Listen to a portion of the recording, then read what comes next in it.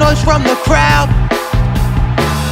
Nazi Panthers on a bathroom sink. Her mother would be so proud. Gets on a deed and there's a line to go pee, but the bathroom looks like a war zone.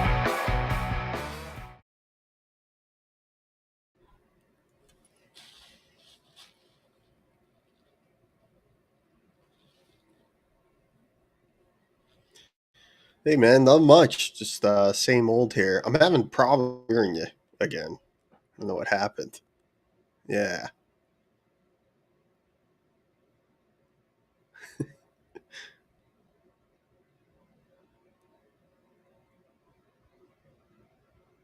No.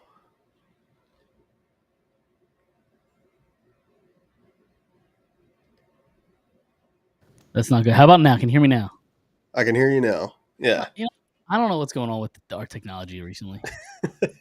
Dom's in Hawaii, and we're still having technical issues. I don't know what's He going on. Dom went to Hawaii, but he left the technical issues with the show. I think that's what happened. Certainly did. I mean, I don't know. He should be here, but he said he had to go to Hawaii, have a good time. He said it's incredible down there. I'm a little jealous. So, Oh, I bet. a lot of busy stuff. A lot of stuff that happened over the week. A couple of drafts. Free agency is underway in both the NBA and NHL. Phillies are back in action, although today's game got postponed. So that'll be a double header tomorrow, right? Double header. Yeah, I think they announced a doubleheader for tomorrow. Yeah. And then I guess football, we're just kind of waiting for the season to get here. I mean, the training camp starts fairly soon at this point, right? Another few weeks away.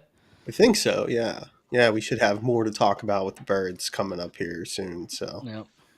yeah. So let's start with the NHL because I feel like there's just more to talk about there. So let's kind of get that out of the way. Let's start with the draft, and then we kind of get into some free agent stuff. So Flyers sitting there at pick 6, and I'm trying to remember with the order of the players selected. So first it was, why am I drawing a blank on who went first? Matthew Schaefer for the Islanders, Michael Misa for the Sharks. Then 3 went 3. Anton Frandel. Anton Frandel for the Blackhawks. Yep. Then 4. I should have pulled up this list. I should have pulled up this list. I think it was Daniel Yeti, Utah, or no? Yeah. No, I think they were 4. There were 4. Daniel Yeti, Utah, and then 5 Nashville selected a guy that like we were all kind of shitting themselves because if he was there at 6, Yeah. But they select the guy they kind of made us exhale. They select Brady Martin at 5, leaving at that point like. I don't know about you, but I was just like, hey, like it has to be Higgins. Higgins is the pick here. Yeah. Take me through like kind of what you were thinking when you heard Brady Martin's name, and what you were thinking as to who the Flyers should take there at 6. Yeah, I think it was just like I didn't think at all. I think it was just I was so excited that Higgins and Martone were there. I was just automatically thinking Higgins, considering the need at center. But as it kind of, once they made the pick and all, this is like a true, like tried and true best player available kind of thing. You know what I mean? Like, if all else is equal in terms of talent, teams tend to lean more towards wanting to grab the guy that's the bigger, tougher, meaner of the two. Um, Especially when you look at the back to back defending Stanley Cup champions and the way they play. You're like, yeah, I want to definitely like somewhat copy that. If I can grab some players that play like a Matthew Tkachuk or a Corey Perry or someone like that. So yeah, I don't think it was. I was surprised in the sense that Higgins went right after him to Boston, right after Martone. The Flyers took Martone. Higgins went to Boston, which in and of itself is a pretty cool story. His college hockey career there, and then gets to stay in the city and play for the Bruins. Is pretty cool. But yeah, I mean, I think later on it kind of affected the way things played out, but I think it also like at the same time, I'm not sure that the Flyers thought that Martone was going to be there to even be selected. I think they were looking at their board probably and narrowing down their players, thinking that we're going to have an option on Hagens and maybe a couple other centers, maybe Brady Martin, someone like that. But I think they probably thought Martone was probably going to be gone by then. Yeah. And with the way the draft went, if Martone does get selected before them at 6, I don't and Hagens was still there, I don't think they would have taken Hagens. Yeah. With the way the draft went, they clearly prioritized size. Like that was a big thing out of the draft that I got from them. Yeah. Yeah. So yeah, I mean, if Brady Martin's there, he might be a Flyer at this point. Yeah, exactly. And, Nashville, like, I don't know what's going on in that. Like, Barry Trotz, great coach. He's done some bizarre things as the Yeah. executive of the Yep. Predators. I'm not really sure what that's looking like. Last year, they kind of looked like they were semi going all in. That the wheels fall off that thing last year. Now it kind of looks like it's half. Like I don't really know what they're doing. Go back to And, coaching. He should just go back to coaching. yeah, I don't think every coach, not every coach is cut out to be an executive. No, It's like, definitely not. so, but yeah, I mean, yeah, the need's pretty evident, and I still kind of come away from this draft with the feeling that they addressed some of the center needs, but we're still looking for that elusive, like, high end guy that could like be a first line center, or maybe not first line center, but a top 6 centerman. Coming out of the 12th pick with Nesbitt, Jack Nesbitt was not as high of a or as big of a swing, I guess, as you would kind of hope them to take there. But because they had Martone kind of fall to them, maybe they felt more comfortable or felt more okay, I guess, with being more aggressive and trading the 2 first to move up and grab this player that they really like. And I know that Nesbitt was like valued by other teams too. So, and I don't necessarily have a problem with them going to get their guy, but it still kind of doesn't. They still need that like higher end player. Although I think one of those teams that were interested was Nashville, and we just talked about how much Barry Trotz stinks at the job. So I don't know that you want to, be copying Nashville at all. But. No, definitely not. They haven't done anything worth copying here. Yes. But yeah, and obviously, it's in order to see how it plays out, like it's going to take time, right? We're not going to see Nesbitt for 2, 3, 4 years. Yeah. And until you kind of got to see how his career, pans out before you can judge a pick like this. But just you look at the rankings and the way things seem like they could have fallen, I don't know that there's much of a talent drop off from trading up from 22, and you had to attach pick 31 with it.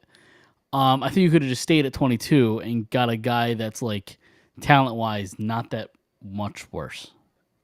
Yeah, and keep the first I agree pick. with that. Right. Like, it was weird in the sense that they could have, like, I think at least by public draft rankings and things like that, Victor Eklund was on the board still. He fell out of the top 10. And although not a center.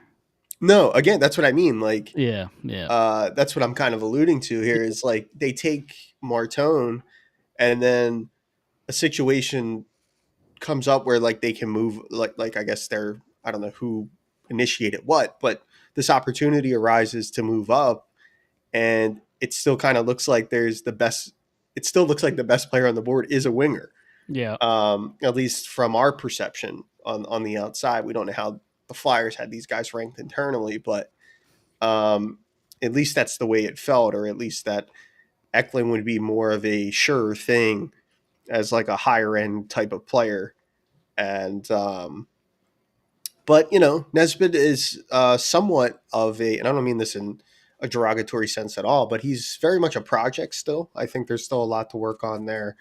The the skating, I think, is the big concern, Yep. and which I can I can understand Flyers fans feeling. I saw a couple people tweeting during the draft, and they're like, can we like please draft a center that doesn't have skating concerns? Like I feel like this is always a common thing, and It reminds me of like not being able to, of picking somebody in basketball who's not a good shooter. It's like it's hockey. You have to be a good skater.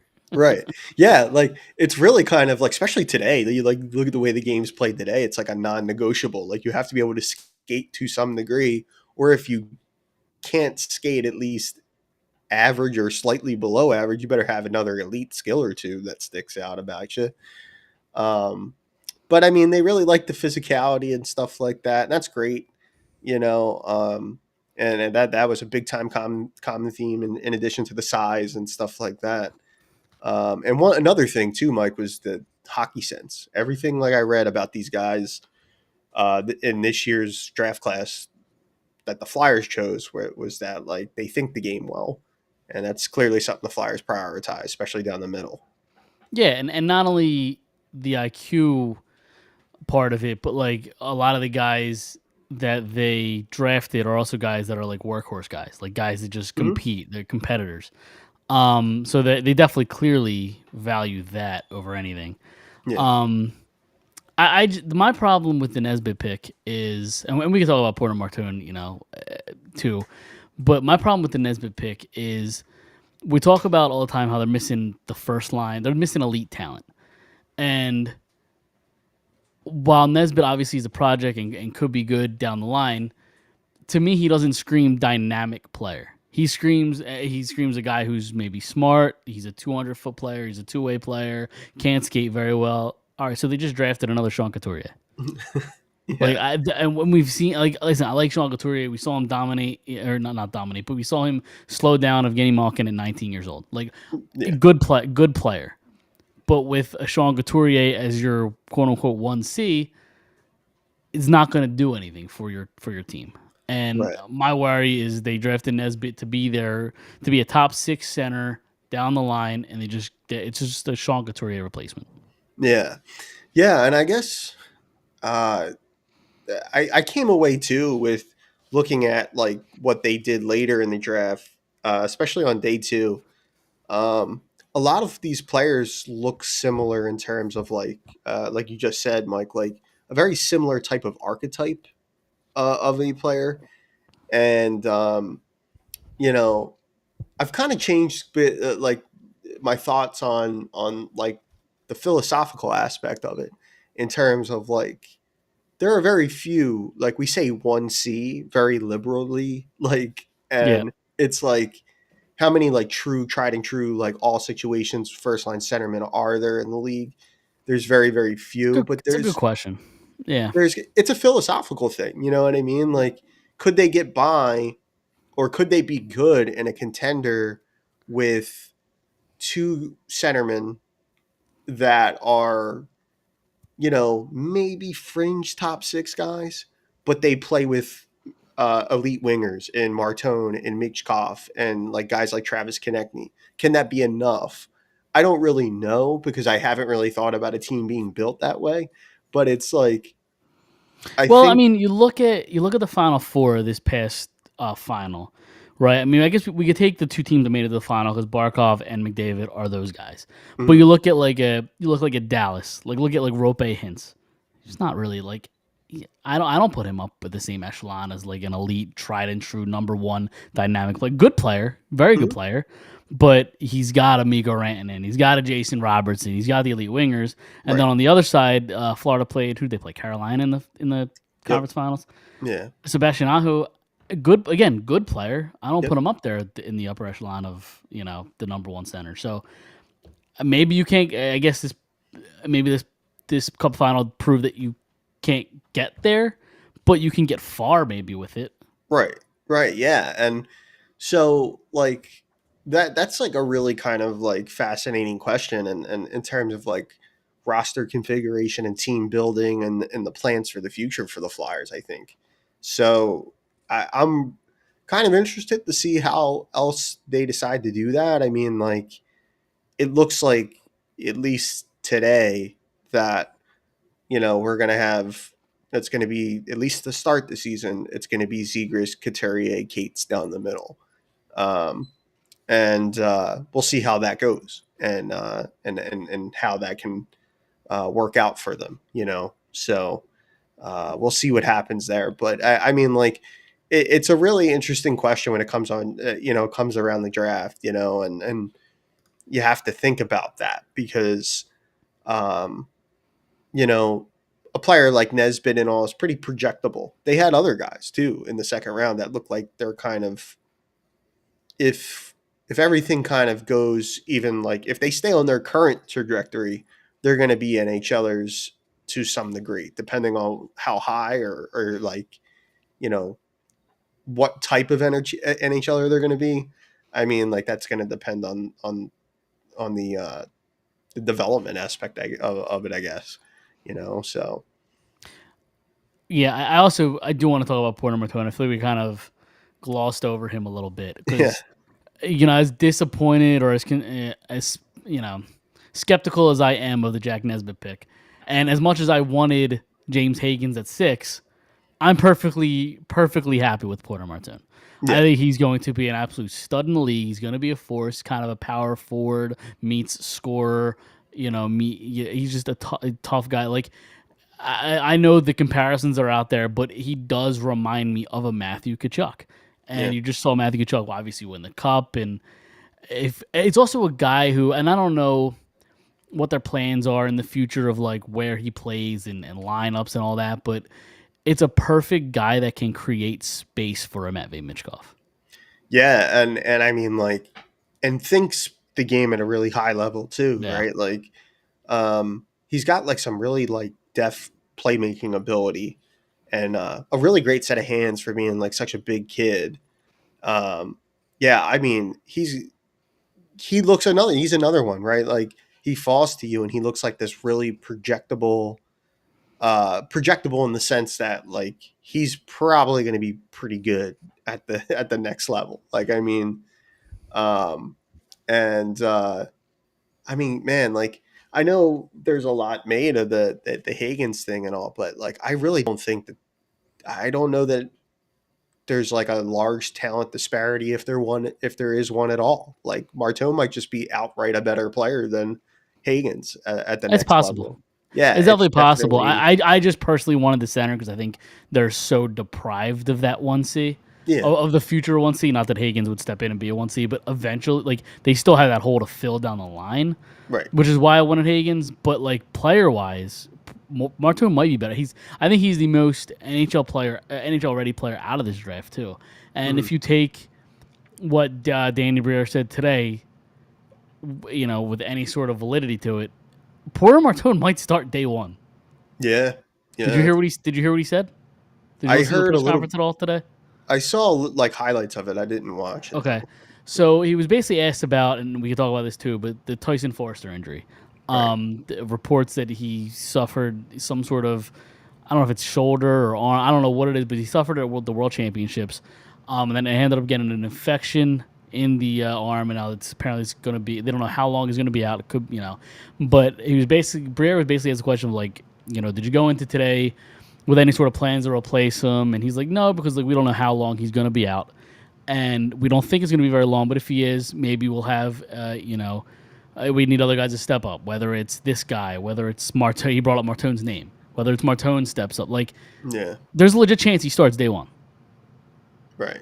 Yeah. I mean, especially now, like you said, with the Forrester injury news coming down, and there being like such like uncertainty around that. I mean, yeah, I depending on a camp, you know what I mean? Depending on how well his camp is, and there's there is some competition there too, like in a good way. Like Alex Bump is somebody I know that they've been super high on, and then He was another guy he brought up in that spot to replace Forrester. yeah. So I mean, there's going to be some guys like it'll definitely be a competition, and there's nothing to fret about if they decide to send him back to the OHL, or if he ends up going the NCAA route for a year. But I do think in relatively short order, Martone's going to be in a Flyers uniform. It's just a matter of like,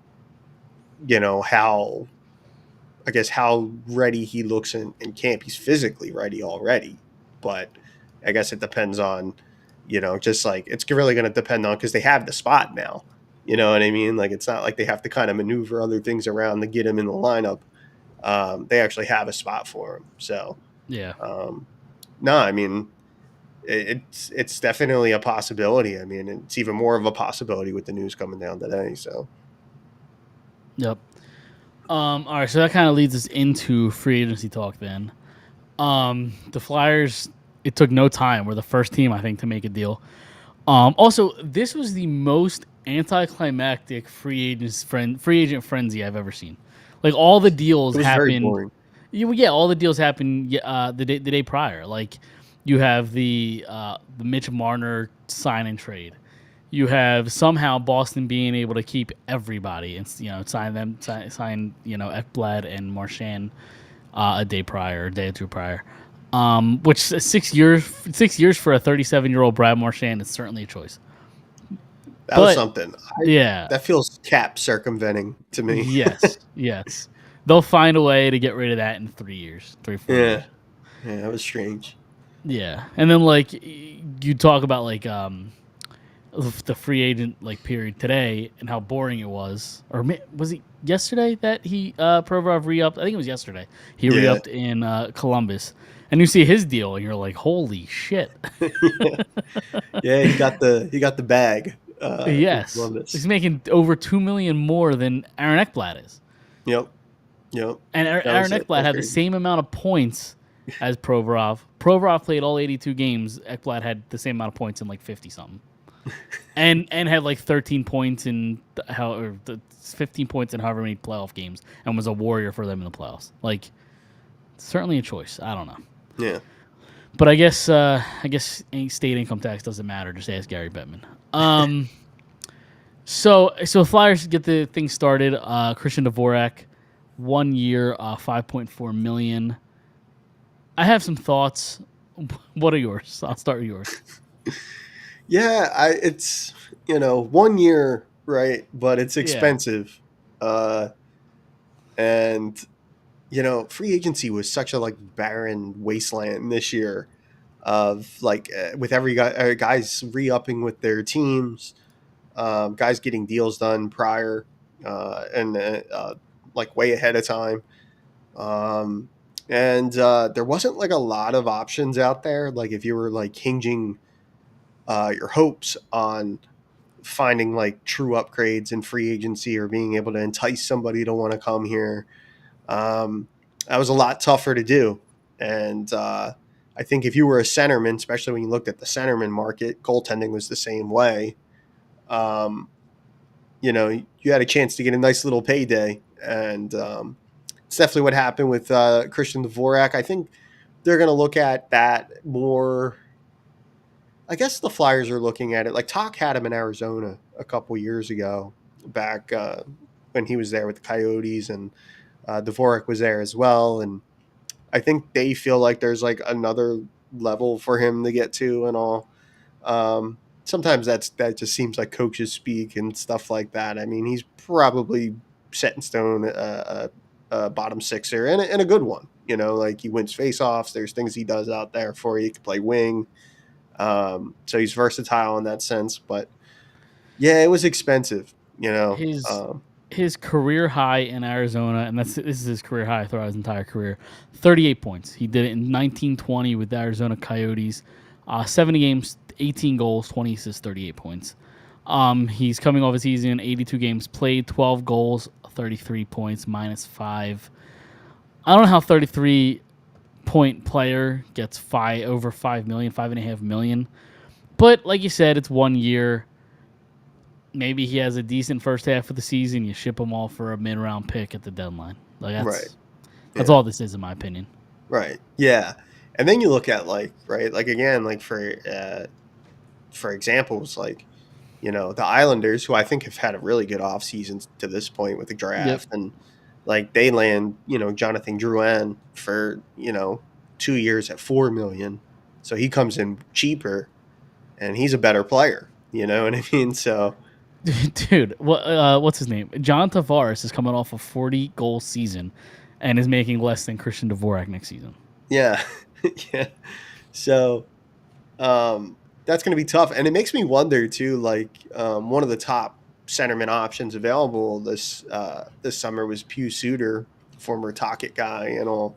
He's coming off a career year. I can't imagine what his next deal is going to look like. I don't think he signed yet today. So I haven't seen it if he did. yeah. So yep. I mean, it's a lot of money, and I mean, like even to move him, like if they want to flip him, I mean, like they're going to have to retain, to get the return to get, the return to be better than it, what it would be if you were just to take on the full salary somewhere. So that was kind of like a theme though. I kind of like they went depth route, which isn't necessarily surprising in of itself, but And other than Nikolai Ehlers, there really wasn't anybody out there that's like world yeah, beating. right. It was a very kind of tame and stripped down free agent market. Yeah, and we kind of knew that there's like, I mean, today like Keandre Miller got traded, which was kind of a big deal. What did he get traded for? I saw the contract, but I didn't see the actual trade. It was like, I think it was Scott Morrow, a first and a second.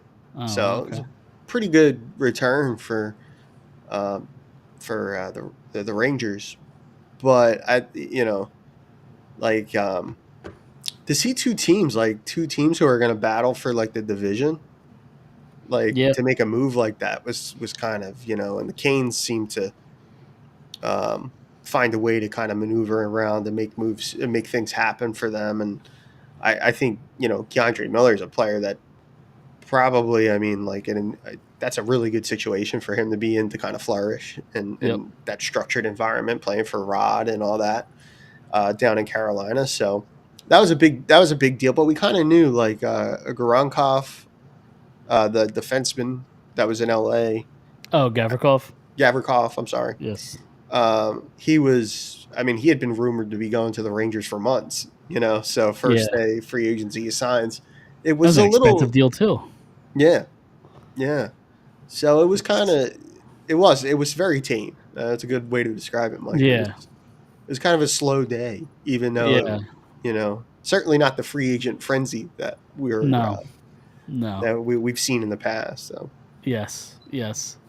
Like the days of what year? It was like 2012, 2013, maybe a little after that. But like the Zach Parise, Ryan Suter free agency, like that was nuts. But yeah, I was actually, it's sidebar about that, when the Flyers signed Shea Weber, I was in college and I was working down the shore, and my cousin woke me up in the middle of the night. I was already sleeping because I had to be up the next 2011 ish. Yeah, right? 2011, 2012. Yeah. And he's like, dude, the Flyers just signed Shea Weber to an offer sheet. And I'm like half asleep. And I'm like, what? I couldn't believe it. And then I was just like checking my phone all week, make sure, waiting to see. I was like, man, they might not match this. This looks like a poison pill. And it was, and they ended up doing it anyway. I can't believe they matched them. Yeah. They match it.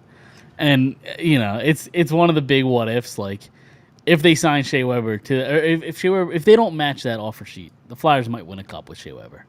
Yeah, I mean that team one guy they were missing. That team was close. They were definitely a bona fide playoff team at the time, or at least you add Shea Weber, some things break right for you. You might go on a run. So yeah, but I guess the other thing they were missing was a goaltender. We've been searching one, or we've been looking for one since like the days of Bernie, and that's a good transition because I guess Dan Vladar is the answer. 2 years, $3.35 million per year. Again, a little rich for my blood, but I don't know. He's a backup goalie in my opinion. Let me tell you, I've gotten better. I wasn't necessarily surprised. I looked at it as like a depth thing, and then once I started looking into Vladar a little bit, and I was like, 27. He's kind of he's got good tools. I mean, pretty quick and agile, and We goaltending's bizarre sometimes. You know what I mean? Like, Definitely, for sure. so, maybe you take a chance on like the only thing that bothers me about the Vladar thing, and it's just a pet peeve. It's a small thing, but he signs the 2-year deal. It's in the $3 million range. That seems, like you said, a little bit rich. He gets like a modified no trade clause on this deal. Did he? Yeah, I didn't even see that. yeah. He's got like he's got like an 18 like no No. trade. He's got trade protection, Oh my! and I'm I like, I did not see that. now that like I got a problem with. Like, Yeah, I got a problem with that. that's crazy. That's And crazy. I'm like, why? You know what I mean? They gave him the extra year. He's coming here to compete for a spot. Like, that's something. I'm That's trying to something. see if I can find it on Puckpedia. They don't have it listed. I don't think. Let me see if I can. Oh yeah, modified. They did. Yeah, modified no trade. 18 notes. That reminds me of because didn't Nick Delorier have a no trade clause when they signed him? He might have one. Yeah. I think he does. I was gonna see if I can find it because I think when they signed him, it was like a 4-year deal with like a no trade clause or something. Yeah. Let's see if I can find his. They got a few. Like, I mean, like guys like Konechny have them. Konechny's deal kicked in. Like his new deal kicks in this year. He's got one. So when they signed Delorier, he the first 2 years he had a modified no trade clause, and the last 2 years he doesn't. So they're free to trade him now, I guess. Yeah. Right. But yeah, the first 2 years of that 4-year deal, it's like, why is Nick Delorier getting any sort of no trade protection? Yeah, like that just seems so like that seems like overkill. Like you got the Yeah. money. Right, and trade clauses have kind of gotten out of hand in the NHL. Like, in my opinion, they're for the cream of the crop, elite level players. Dan Vladar does not need trade protection. That's where too. It's like that's where the league trips over themselves. Like when things come up, and like remember like before I guess the like last most recent lockout, but it was like 2014 or 2015, whenever that was. Yep. And it's like the what we just mentioned, the Weber offer sheet happens. Parisi and Suter sign these like astronomical like deals, and teams and executives are the ones sign. Like nobody's able to make a move like that without the owner signing off on it, right? So the executives in like the league, they turn around and they're like, we got to do something about these contracts, and they're the ones handing them out. So it's like it's always a funny hypocritical thing that happens in sports, Yep. with that kind of thing. But yeah, I saw that and I was like, I like the sign. Like I'm talking myself into the signing. I like it more than I did, and I like it more and more the more I think about it and talk about it with people. But the trade protection, just I don't understand that. That seems like an unnecessary like obstacle to potentially hurdle. Although I guess it's not a no move clause. So like, I guess if he doesn't work out, just send him down and have him play down there. But Right.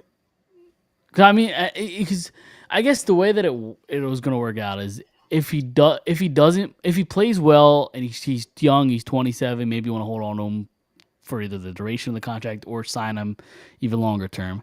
And if he doesn't pan out, who's really going to trade for Dan Vladar anyway? Right. Yeah. So maybe the no trade doesn't even matter. Yeah. Right. Yeah. Maybe it doesn't. You're It's right. the way I'm justifying it. Yeah. Yeah. So, but yeah, like I think that's like probably an indication too. I mean, like that. I think the Flyers goaltending situation for this year. I mean, it's like very much up in like guys are like Urson, even though he's been here, and I know that the Flyers like him, he's gonna have to come in and earn a spot. Like it's, you know what I mean? Like Yeah. it's been the goaltending's been too bad for too long to like have anybody have an inside track on this job. You know what I mean? So Yeah, and at this point, I would imagine Fedotov starting in Lehigh Valley. I would think so. Yeah. And who even knows what Kolosov's deal is? Yeah. I don't think he wants to play here again. So. No. But they haven't relinquished his rights, I don't think. Like, no. There's been no talk of him at all. So I don't know what their plan is there. Yeah. Yeah. So then they also made a couple of depth signings. Noah Jolson, who's basically just like a seventh D man in my opinion. Nothing, Yeah. that's all he Yeah. is at this point. And then a couple of minor league guys: Lane Peterson, Dennis Gilbert. Yep. Just I guess organizational depth, but Yep. other than that, nothing too crazy. Yeah, those guys will probably be, Juleson will probably be on the roster as an extra guy, as you said, and Gilbert and Peterson, they'll probably be in Lehigh Valley with the Phantoms. So Yep. Yep. All right. One draft to the next. Go to the Sixers draft. So they didn't do the thing and take Ace Bailey. Although Utah did call his bluff. That was Yeah. funny. They took him. So the Sixers drafted VJ Edgecombe at 3 out of Baylor. What were your thoughts? I mean, I feel like this is kind of the slam dunk pick. It was the obvious pick. Seems like a good person instead of an athlete. Like, just seems like I don't know what his ceiling is going to be or the player he's going to become, but it seems like the Sixers got a really good player here. Yeah, I think so. I think they did a really good job. And I really kind of like how their whole offseason's shaping up. The Eastern Conference is wide open in the NBA this year. And I love their draft. I love what they did drafting VJ Edgecombe. And later they picked up Janai Broom, who was a 5-year senior out of Auburn. I really, really like these guys, and they're like real high character guys, and they compete and they play hard. And we'll fall in love with guys like that here. You know what I Oh, mean? sure, yep. And the day after uh, the day one draft, there was videos coming up of Edgecombe. He was already in the gym, Yep. and really, really great athlete, and has a lot of good two-way potential. Can defend. Seems to be comfortable in any role that the Sixers are going to lay out for him. Janai Broom seems the same way. So I really like what they did on draft day, and I'm excited to see where things go. They're bringing some guys back, and some guys that I think they're still working on the Quentin Grimes thing. So we'll see where that goes. But I like how the offseason's gone for them so far. For as bad as last year was, Yeah, yep. the offseason's kind of been pretty good for them here. Yeah, I mean, the Sixers are kind, and we'll talk about it obviously as the season, gets underway and starts and all that. But like, they're built on, can Joel Embiid stay healthy? If he can't, they're gonna have another miserable season. If he can, they're going to be a playoff team. Yeah. Like, that's kind of the way they were built. Can Paul George kind of get back to form? And there's question marks. But if everything goes well, they could get back in the playoffs. Yeah. And I think so. And then like when you consider like um the Pacers lost a really like important piece today in Miles Turner to the Bucks. Therese Halliburton's probably recovering from his ACL and whatever went on him. Achilles, I think it was. Achilles. Yeah. Jason Tatum has the same problem. Boston's looking at kind of trying to it looks like kind of retool on the fly a little bit. Yeah. So like, like we don't really know. We don't really know. Like, we're not really sure what's happening yet with Giannis. Is he staying in Milwaukee, or are they going to end up moving him? Even with him there, it's just kind of like, they're a good team, but like I don't know if they're a great team. So it's like there's going to be playoff spots open for the Sixers for sure. Like, to provide it, like they can get something out of Joel, and the rest of this group can come together, because it's kind of forming now with Edgecombe, Maxey, McCain, and then I'll put Quentin Grimes in there as well. Like, this really kind of like good like athletic nucleus is starting to shape a little bit, like a young kind of like um, kind of like crop of players there, guys that can contribute in a variety of ways. And then like you have these two like really high paid veterans that haven't played much, so I think that's the only thing they could have done, was like kind of just bring guys back, do the best they could on draft day and kind of just run it back because there's nothing else they can do with the contracts that they have. Right. Yeah. I mean, unless you make some sort of mega trade, ship out Paul George and bring in a Kevin Durant or something, or Giannis Right. or something. Like, other than that, there's really not much you could do. Right. So, and they signed Trenton Watford the other day, and he's a 4. And another one, like good rebounder, tough, can defend. So add him to the mix, and he'll be a part of the rotation, I'm sure. So, I like how their offseason shaped up here so far. It's been pretty good for the Sixers. Yep. Yeah.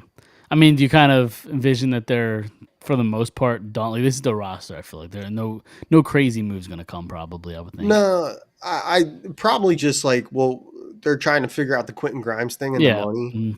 But other than that, I don't think like we're going to see anything super like out of left field. Everything kind of seems like this is where they're going to be going, and coming into next season, and then of course we're just waiting to see like if like what they're going to get out of Joel and how much he's going to play, or where he's at physically. Which is kind of there's been no update or anything like that, right? I think they had made. I think they said he was like on track to be in camp. After the draft, I think Morey addressed the media after the draft, so I think that's where there's a little bit of like, I sense that there's a little bit of optimism with people kind of feeling like he's going to at least be in camp and be, if not already ready, close to ready. So, we'll see what happens there with that. Yep, he is expected to be healthy and ready for training camp. Yep, that's the report. So. And I mean that might change things. Like if he's healthy and over some of the issues here, I mean health is always going to be a concern with him. But I was going to say he could show up to training camp and be healthy, but what's he going to be like in February, March, April? You know what I mean? Like, right. So we'll see how the group can go with him, and then kind of without him, because he might be on some kind of like restriction. I don't know if that's a thing yet or not. If it is, and the team can kind of stay afloat with when he's got his scheduled rest days or whatever, didn't they try this 2 years ago where he just like didn't play, like took every third game off? I feel like right, probably because he was nursing things and they just didn't want to shut him down. You know what I mean? Like, so just even if he's healthy, start training camp, bring him back in like January, let him play like a month, shut him down again, bring him back in April. Yeah. Yeah, really. Put him in bubble wrap.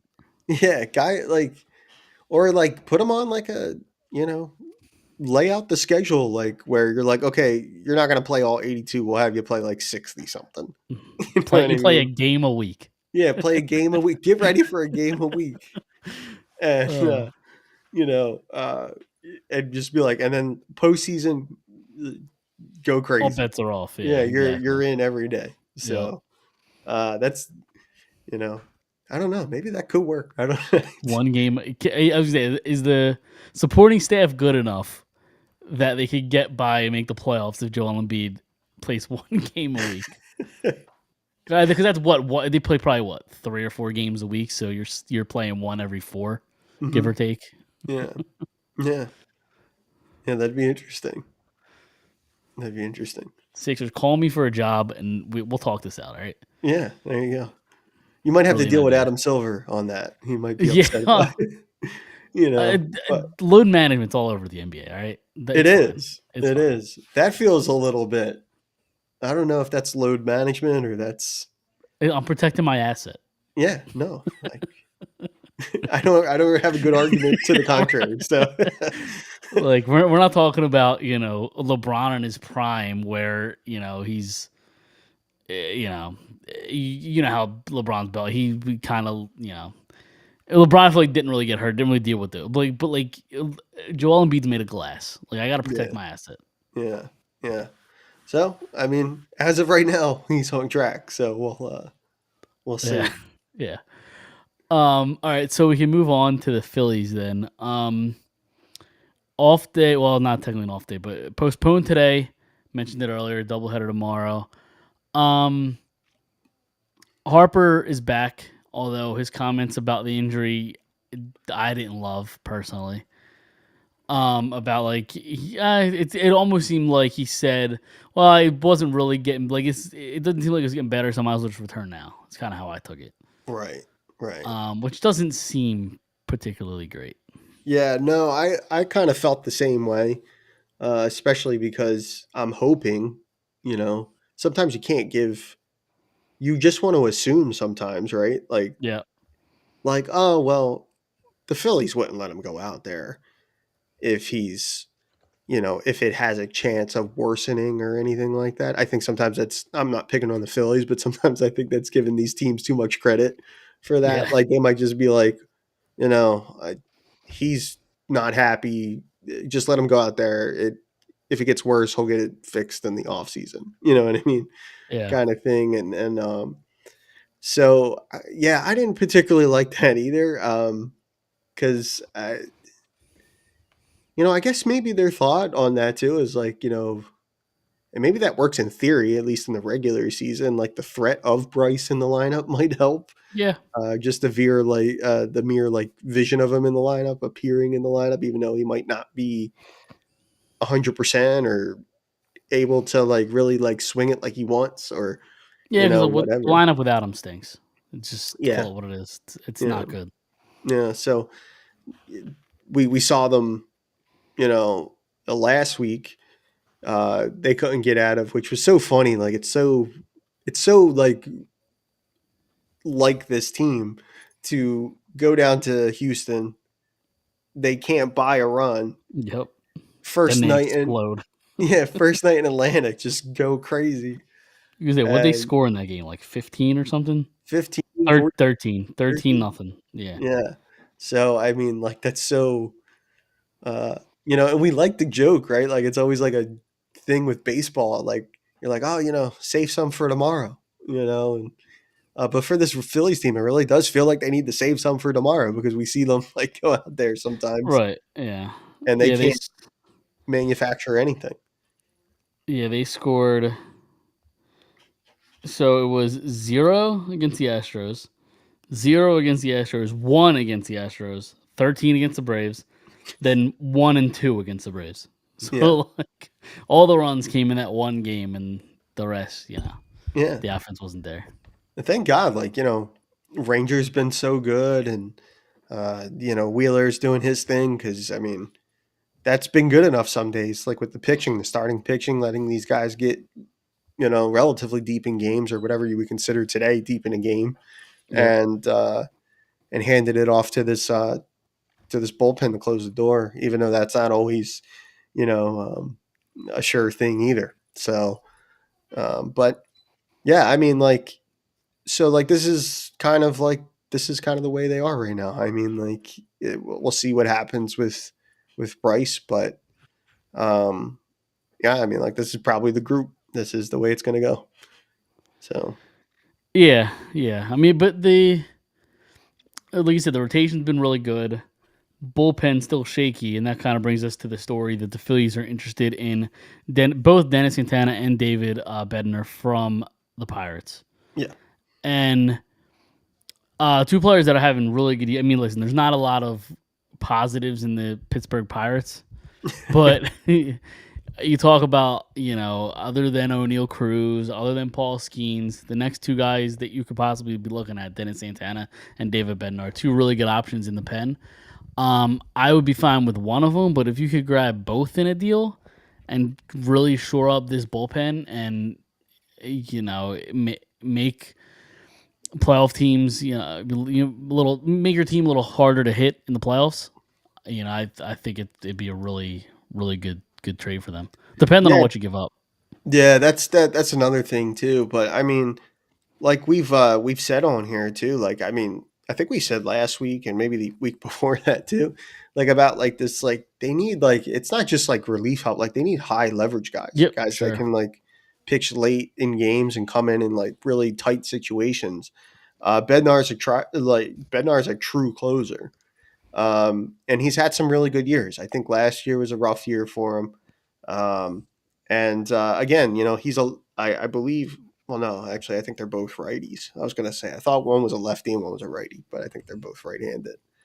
But yeah, I mean, I like the idea of bringing in Bednar. He has experience closing games, and I'm interested in Santana too. I can see what they like about this player, and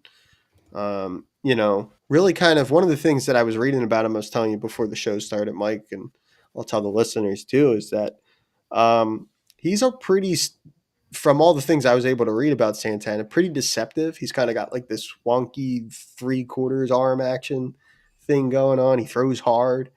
Um, and I think just like to give a different look to this bullpen, I mean, like sometimes that's a nice thing to have. Somebody who comes in that's a little unconventional, throws some hitters off. So, and he's having a great year. Santana's like, we were talking earlier, Mike, he's a 1.5 ERA this year and in 36 appearances. So he's been really good. Yeah, and then And you talk about like the high leverage opportunities, and I don't know how many high leverage opportunities there are in Pittsburgh, but like a guy like Santana has 10 saves and I'm sorry, 10 holds and 5 saves. So like right, he does it also in late innings for Pittsburgh. right. Yeah. And, I think I don't know if it's a grass is greener kind of thing, but I mean, I would rather have a guy like that in that spot than like a Strom. You Yeah, know what I I mean? agree. So, Although, he's pitching in Pittsburgh. When the lights get a little brighter, maybe sure, he pitches a little differently. sure. That is true. That is true. And, so like, they're clearly looking around for the help, that came out of Pittsburgh. Although I don't know if you saw it, Mike, but I didn't see that pop up anywhere but the Pittsburgh outlet that reported. I don't know if we saw any like Philadelphia outlets like confirm that or anything, but I not that I saw. I could do a little quick search, but I haven't seen anything either. yeah. And I think it was uh, Andrew Filipponi, I think is how you say his name. He was the reporter that had that out of Pittsburgh for it. So um, yeah, so I don't know how credible he is or not, but Yeah, I was gonna say I searched it and the Good Fight put an article about it, but they just referenced the tweet you're talking okay. about. So I guess it's just the Pittsburgh Reporter, but it could be either something he heard or it could be him trying to, him getting fed information from the Pirates that Right. maybe they're trying to drive up the price. Who knows? Yeah. Another thing too, they're both signed for next year. Yep. So you have that control, and you can look into, um, you'll have them for next year, provided like they can get you deep into the playoffs here and get done what the Phillies need to get them, get done what they need to get done here, and you have them next year as in probably similar roles. So Yeah, I'd be curious to see like what their priority is. If the priority is maybe getting an outfielder or two, getting some bats or the bullpen route, because I think they're both equally important. yeah, they are, and um, yeah, that'll be interesting. I don't have a good answer for what Yeah. they'll prioritize, but All one I of know them, is sorry to cut you off. All I know is no, he you're has good. to have a much better trade deadline than he has in the last 2-3 years. Got Yeah, to do something. yeah. When is the MLB deadline? That's the end of Probably July 30th ish or August 1st or July, okay. right around between there. Yeah, yeah. I mean, like for sure. I mean, like that's definitely something that has to. There has to be some couple plus additions in here that are gonna like July 31st. no July 31st. Okay. Yep. Yeah. So, um, yeah, I mean, like it has to be, it's got to be good here. And, if you can't address both needs, you're going to have to hope that one of them hold up, for the run. And, Yeah. I don't, I just, personal preference, I think is I would rather try to shore up the pen and just kind of like go with what I have here. Although I was, too, like I don't think we talked about him on here, but I thought like especially in Atlanta. Like Otto Kemp was really good Yeah, in those games down there, and I think with Harper back, right, they DFA'd Buddy Kennedy. Kennedy. Yep. Yeah, so Kennedy went down. So it was nice to see him kind of hang around. I think he's earned it. There's only so many spots, but I was happy to see him contribute down in Atlanta in some tight games. Yeah, he's been playing well. Not too much pop, a lot of singles, but hey, it's better than getting out. So I Yeah, can't complain with that. yeah, yeah. So that's how I feel about it. And especially because there's a lot of other guys in this lineup, right, making a lot more money Oh that sure, are yep. expected to drive in the runs, right? So Yeah, that's why like it's tough because I think I agree with you that I would probably prioritize bullpen, but at the same time, the last 2 years we watch this team struggle in the playoffs because their bats just go cold. right, So like if you do make the bullpen a priority and you leave the lineup kind of the same, and that happens again, right. then there's an issue. That was I guess like my hope with it. I totally agree with you. It's a tough position to be in, but I think like my thought process behind that is that like if we can win as many close games as possible in the event that that does happen. Yes, you want to win a lot of 2-0, 2-1 kind of games. Yeah, and I'm just feeling like in the postseason you're probably going to have to do that. Sure, for sure. So It's definitely the playoffs are that type of game where it's a low scoring, low event games. You're just trying, every yeah, pitch matter. Yeah, for sure. No, I agree with you.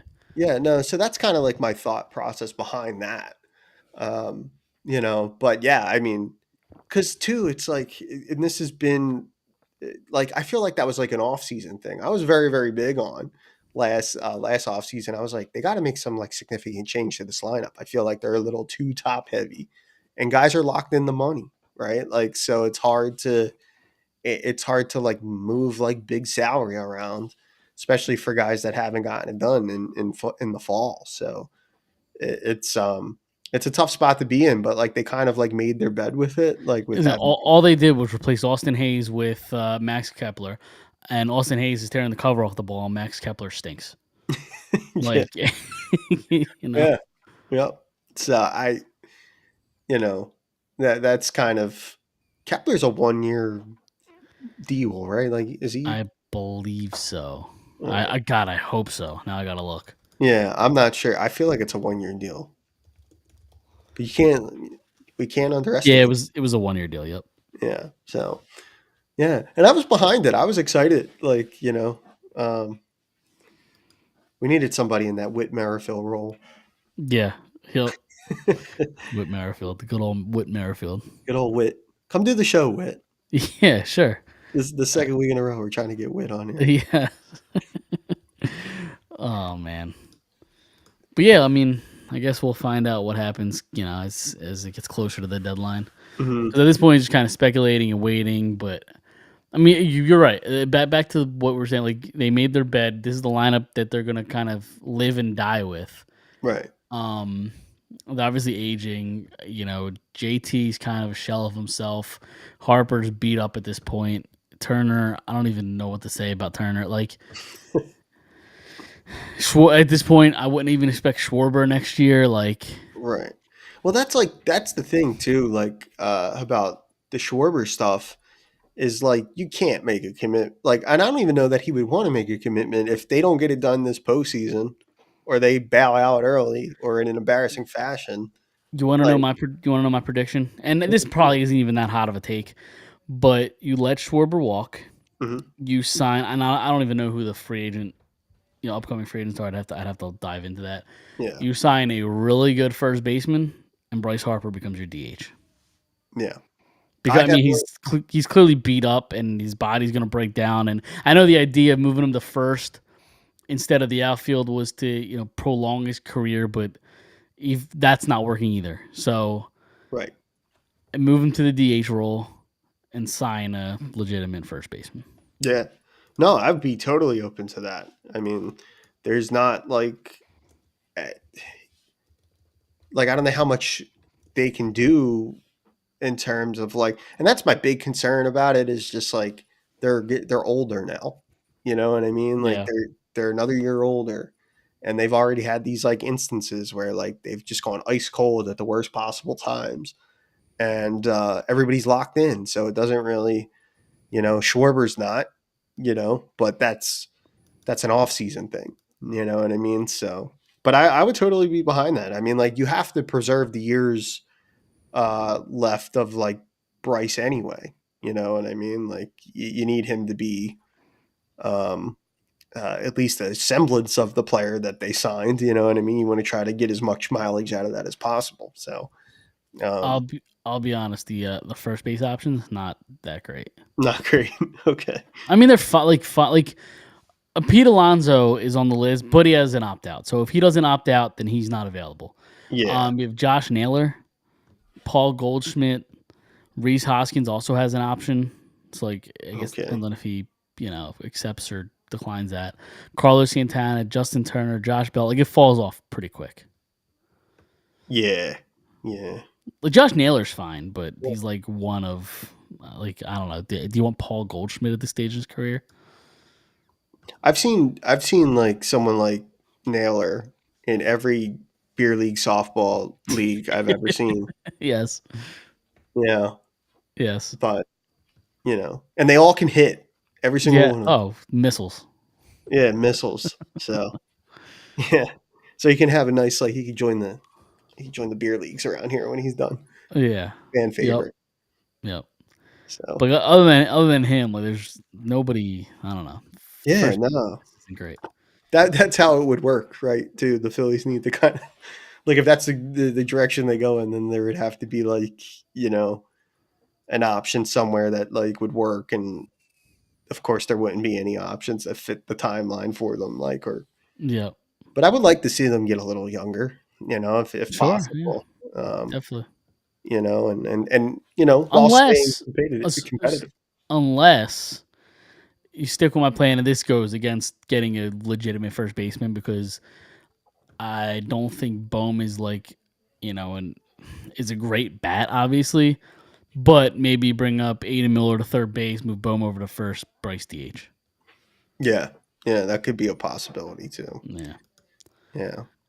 So, yeah, I mean, like that would also work, I Yeah. think. So, yeah, You're just missing the bat. Like, it's because Bohm, I don't think is that. Like, he's fine, but I'd want more out of my first baseman personally.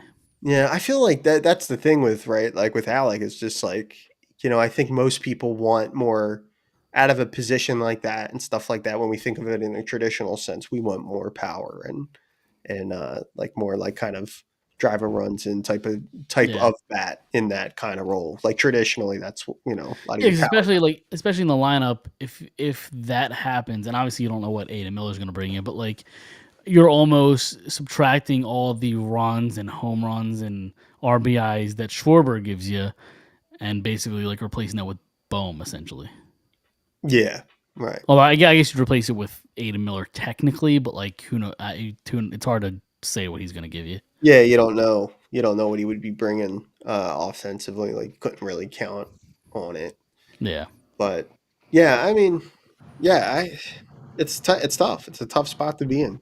Bohm's hitting 280 too. It's In today's game, that's great. It's probably great. yeah, especially the amount of like swing and like guys missing like not making contact. Like 280 is pretty like. I haven't kept tabs on him recently. Is Judge still around like 400? He was like hovering right around 400 at one point, and it was like stupid. That's He went down a little bit. It's still, 358 though. But at one point, he was legitimately like 395, I didn't like even a know few that. weeks ago. I don't Yeah, know. like If a I few weeks. realized he was hitting that. A few weeks ago, he was like legit 394 or 395, something like that. But he's down to 358 now, which is still incredible. Yeah, yeah. He's got 112 hits too. I didn't realize he was having that good of a year. But Yeah, three. What I say? Three. Where's it at? 358. 358, 30 home runs. That's crazy. 30 home runs, and it's July 1st. Yeah, that's wild. That's crazy. But yeah, I remember me and Don were talking about it a handful of weeks ago. And I think it was before you joined. He was like 394. It was stupid. Man. It's crazy, but Yeah. I guess he had a slow few weeks, and now he's all the way down to 358. Yeah. What a bum. Yeah, right. At this point, like, why doesn't he should never see a ball or never see a strike? Just throw Yeah. him 4 straight, walk him every time, even if the bases are loaded. I'd rather give up 1 run than 4. I think too, like with someone like Judge, like Yankee Stadium's so like the Yeah. dimensions, especially down the lines. Like Citizens Bank Ballpark's kind of like that too, where it's kind of short. Like they have the short porches, you know, and you take a guy like Judge, like a big physical specimen like that. Like Yeah. even a ball he doesn't hit like on the nose, he could get up over the fence there because Yep. it's like 310 out there. So Yep.